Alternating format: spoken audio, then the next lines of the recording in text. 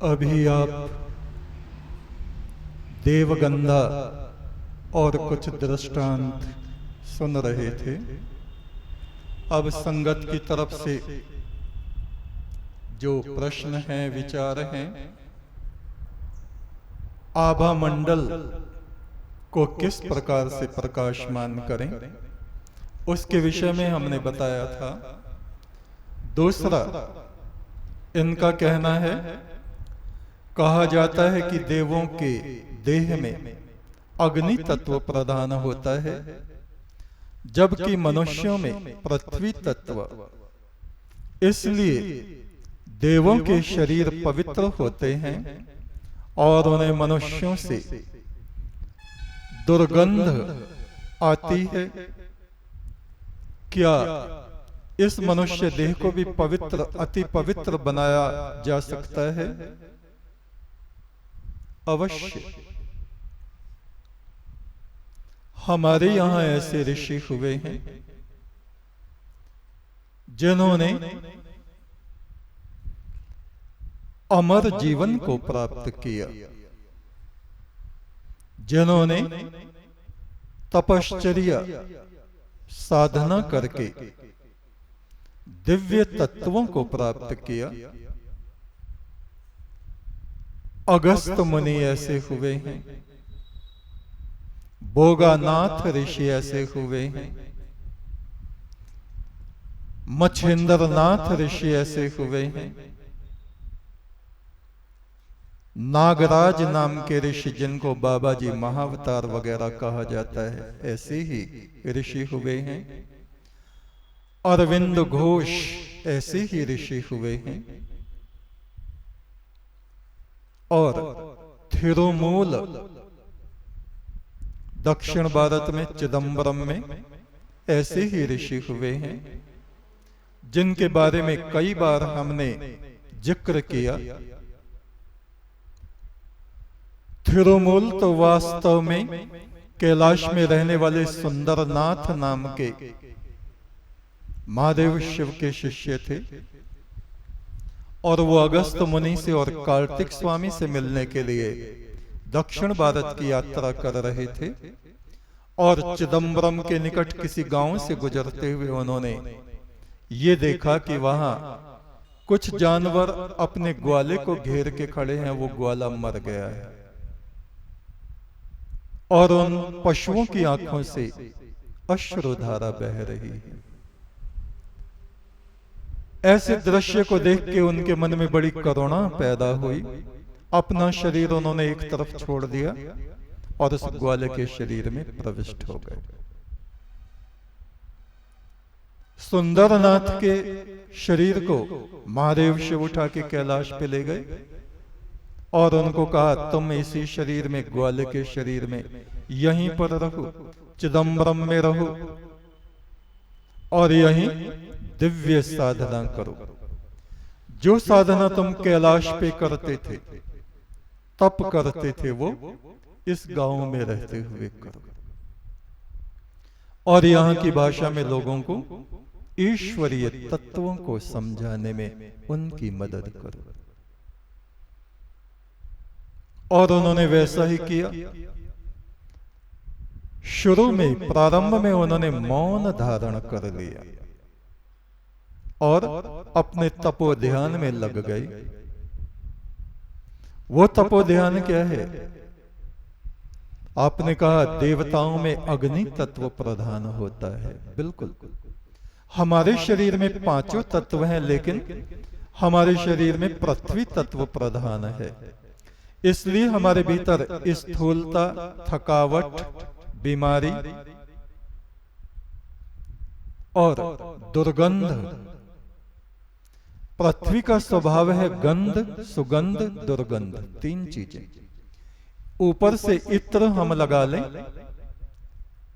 तो थोड़ी बहुत सुगंध आएगी, लेकिन हमारी सांसों से दुर्गंध, नाक से नाक गंदगी, कानों से मैल, दांतों से मैल, शरीर के जितने द्वार हैं इनसे मैल और दुर्गंध ही दुर्गंध निकलती है। किंतु इसको हम शीशे जैसा स्वच्छ कर सकते हैं। किस प्रकार से? अग्नि तत्व केवल दाहक ही नहीं होता, उसका स्वभाव केवल जलाने का ही नहीं होता। तपो भूमि पर जाकर वो ही चंद्र किरण स्वरूप को धारण कर लेता है। जैसे शिव के मस्तक पे चंद्र किरण है, चंद्रमा की किरण ऐसे ही हमारे मस्तक पर भी है। मस्तक में आत्मा के इस चंद्र ज्योति पर ध्यान जब हम लगाते हैं निरंतर, तो हमारे भीतर बाकी जितने तत्व हैं वे धीरे धीरे धीरे कम होते चले जाते हैं। उपवास जब हम करते हैं, और उपवास भी विशेष प्रकार का, जल पी रहे हैं और गाय का दूध पी रहे हैं, और वनस्पति या फल हम ग्रहण कर रहे हैं। बहुत से योगी हैं जो पका हुआ अन्न ग्रहण नहीं करते। पका हुआ अन्न सड़ता है पेट में। जल हमें शुद्ध करता है।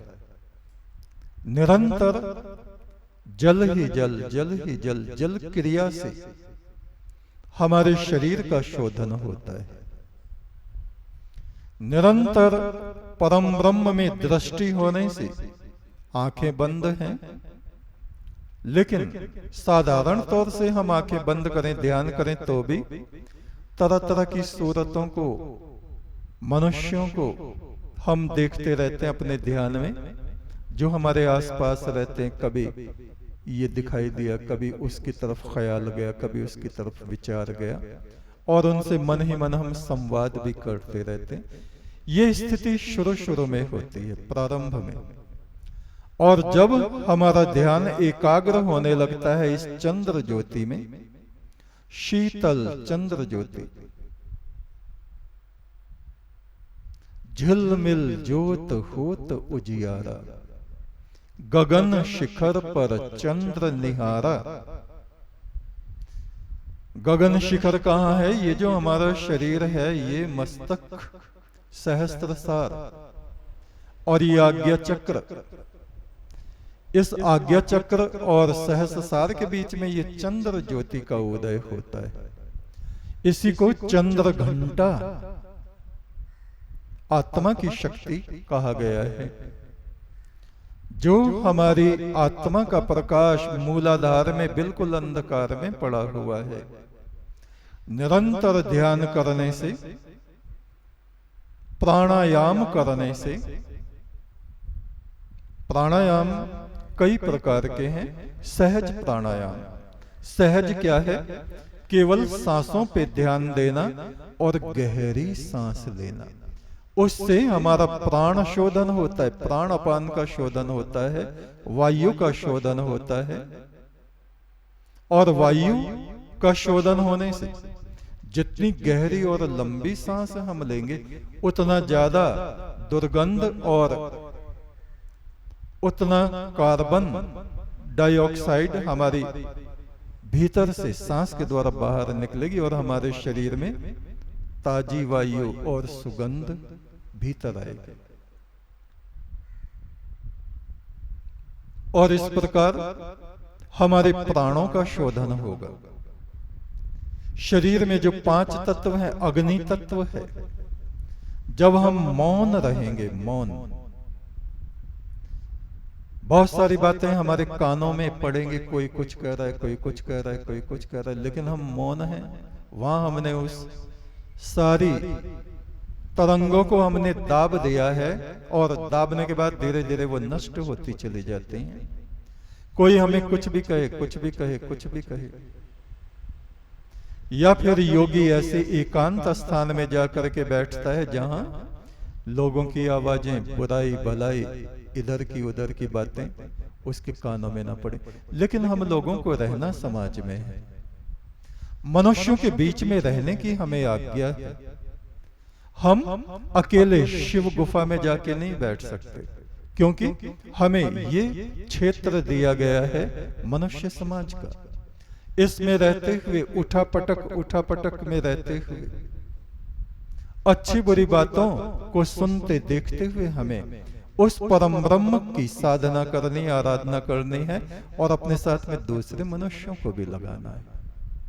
ये कर्तव्य परमात्मा ने हम लोगों के लिए निश्चित किया है।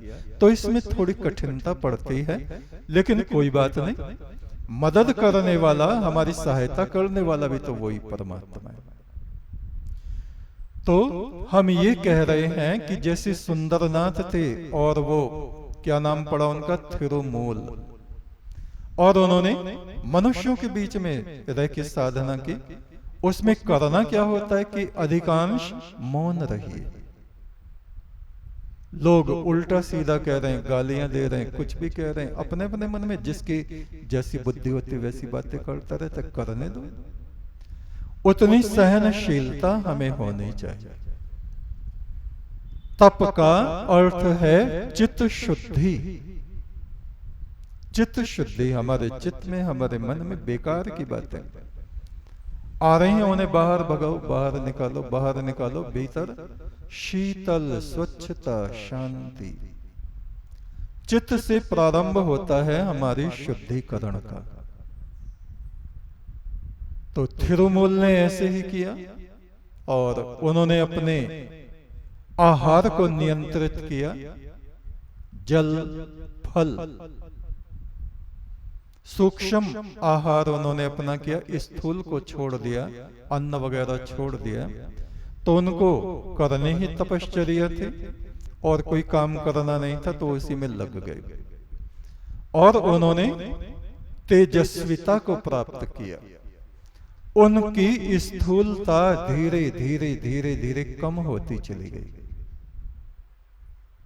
कहते हैं उनका सूक्ष्म शरीर और स्थूल दोनों एक में एक हो गए। स्थूल शरीर में सूक्ष्म तत्व बढ़ते चले गए और रात्रि में भी बैठे तो भी वो चमक रहे हैं। हल्का हल्का प्रकाश उनके शरीर से निकल रहा है, ऐसी अवस्था आती है। तो उसमें हमें अपने नेत्रों को निश्चल करना होता है, सांसों की गति को गहराना पड़ता है और फिर बहुत थोड़े समय के लिए जरा सा मस्तक में सांस को रोकना भी होता है, मंत्र जप भी करना होता है और इस तरह से ये शुद्धिकरण होता है, पवित्रीकरण होता है। और होते होते होते होते हमारा शरीर, हमारा मन, हमारी बुद्धि, हमारा चित्त, हमारा अहम अस्तित्व ये निर्मल होने लगते हैं, निर्मल होने लगते हैं। और देवताओं जैसी गति हमें इस शरीर में रहते रहते, इस पृथ्वी में रहते रहते प्राप्त होती चली जाती है। उसके लिए तपश्चर्या ही एक मार्ग है। तप से कुछ भी असंभव नहीं है। धर्म, अर्थ, काम, मोक्ष, चार महान पुरुषार्थ कहे गए हैं। काम और अर्थ सभी को सहज भाव में प्राप्त हो जाते हैं। पशु पक्षी भी काम और अर्थ, अर्थ केवल धन को ही नहीं कहते, संग्रह है। एक कुत्ता रोटी उठा के कहीं छुपा देता है कि कल को खाऊंगा, ये उसका संग्रह है। चींटियां अनाज के छोटे छोटे छोटे कण, चावलों के कण इकट्ठा करती हुई देखी जाती हैं भविष्य के लिए। इंद्र स्वर्ग में रहते हुए जो उसके पास संपदाएं हैं उनको वो संग्रहित रखता है। कल्प वृक्ष है, ऐरावत हाथी है, कामधेनु गाय है और कितनी ही संपदाएं हैं स्वर्ग की। ये मेरा वैभव घटे नहीं, ये बढ़ता चला जाए। लक्ष्मीपति विष्णु हैं, उन्होंने तो धन और ऐश्वर्य की स्वामिनी लक्ष्मी को अंगीकार ही कर लिया है, अपनी अर्धांगिनी के रूप में स्वीकार कर लिया है। ऐसे ही महादेव शिव ज्ञान के स्वामी, तपों के स्वामी होते हुए भी उनके पास में अन्नपूर्णा जगदम्बा हर समय वहां उपस्थित रहती हैं। ईश्वर ने हरेक मनुष्य के लिए, हरेक आत्मा के लिए, चींटी से लेकर ब्रह्मा तक के लिए ऐसे साधन उपलब्ध करा दिए हैं उसके जीवन में कि वो थोड़ा थोड़ा उसका संग्रह करता है, संग्रह करता है। ज्ञान का भी संग्रह करता है, वस्तुओं का भी संग्रह करता है, संतान, धन, संपदाएं और वस्तुएं स्वाभाविक प्राकृतिक रूप से ये उसको प्राप्त होते चले जाते हैं। और काम पशु से लेकर मनुष्यों तक, देवताओं तक में सब में सहज रूप से ये प्रक्रिया संतति प्रसंतति, संतान, उनकी संतान, उनकी संतान, ये जन्म का प्रवाह बहाव बहता रहता है, बहता रहता है, बहता रहता है। ये दो पुरुषार्थ स्वाभाविक रूप से सबको उपलब्ध हो जाते हैं, अर्थ और काम। और ये अर्थ और काम धर्म रूपी जो पुरुषार्थ है उससे प्रभावित होते हैं। जिसके जीवन में धर्म है उसकी कामनाओं में भी पूर्ति होती है, शांति भी होती है, और उसकी संपदाएं स्थिर भी रहती हैं, उसकी अपनी आत्मा में शांति बनी रहती है, तो वो ठीक प्रकार से अपने जीवन को चलाता रहता है। धर्म और धार्मिक क्रियाएं मनुष्य के जीवन को सबसे अधिक प्रभावित करती हैं। और अब है चौथा, मोक्ष। चौथा पुरुषार्थ मोक्ष। धर्म कार्य करने से, यज्ञ करने से, दान करने से मनुष्य के पुण्यों में वृद्धि होती है। किंतु जैसे स्थूल धन को हम कमाते हैं ऐसे ही पुण्यों को भी हम कमाते हैं, और धन बढ़ता भी है, घटता भी है, खर्च भी होता है और नष्ट भी हो जाता है। ऐसे ही धर्म संपदा भी कमाई जाती है पुण्य के रूप में। पुण्य बढ़ते भी हैं, पुण्य घटते भी हैं और पुण्य नष्ट भी हो जाते हैं। उन पुण्यों के अनुरूप ही हमें सुख दुख की प्राप्ति होती रहती है।